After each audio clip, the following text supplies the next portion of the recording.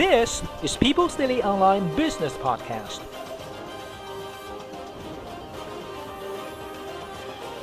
I'm Zhenyu Li, Editor-in-Chief of the Business Channel.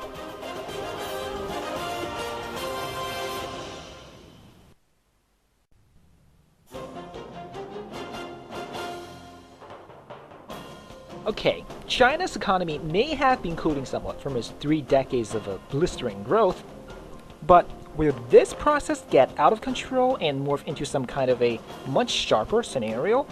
Will there be crisis or hard landing looming, as some China doubters touted?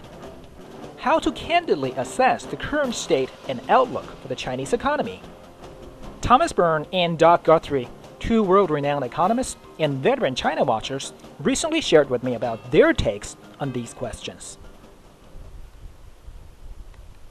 We don't think that China is on the cusp of a financial crisis, said Byrne, Senior Vice President at Moody's, one of the world's big 3 credit rating agencies. Local government debt is an issue that has drawn widespread attention.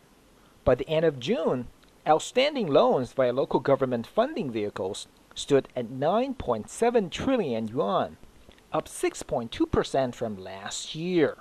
Byrne thinks the risks of local government funding vehicles are somewhat under control and will not trigger crisis in the Chinese economy. There was a lot of credit extended through the banking system. That seems to be more or less contained. Byrne, who is also a senior sovereign analyst, told me. There still is there's been progress, and the risks that these finances may or may not oppose to the central government finances.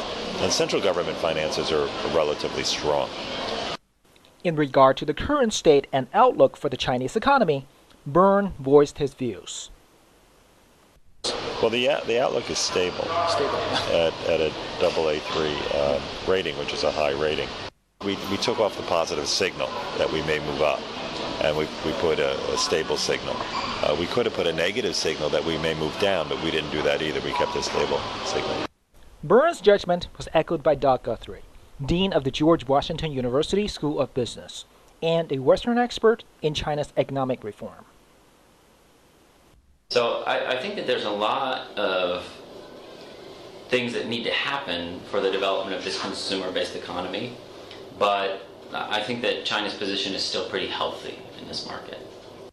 The Chinese government has expressed confidence in achieving a 7.5% growth target this year, and a new batch of better-than-expected official data for July has already shown signs of recovery.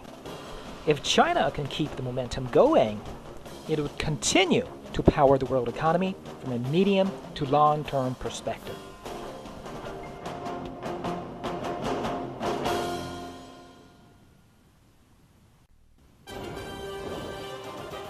For People's Daily Online, I'm Zhenyu Li. For additional quality coverage on China in audio, video, and text, visit People's Daily Online at people.cn. China means business.